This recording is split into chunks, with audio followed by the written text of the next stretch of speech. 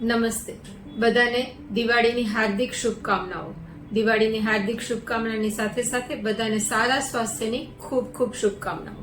અહીં આપણે સારા સ્વાસ્થ્ય એટલે કે બધા સ્વસ્થ રહો એવી શુભકામના છે.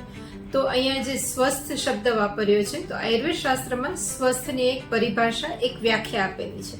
તો આજે આપણે સ્વસ્થની પરિભાષાને જોઈશું.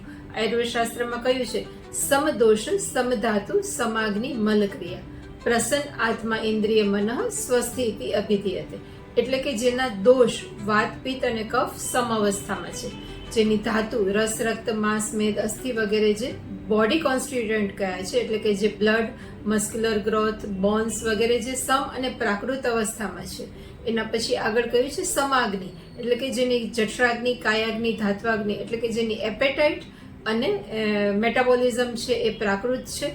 અને આગળ જે કહ્યું છે મલક્રિયા, એટલે કે જેની મલ અને મૂત્રની પ્રવૃત્તિ સમ અને પ્રાકૃત છે, એ શારીરિક અવસ્થા છે એ સ્વસ્થમાં આવે છે.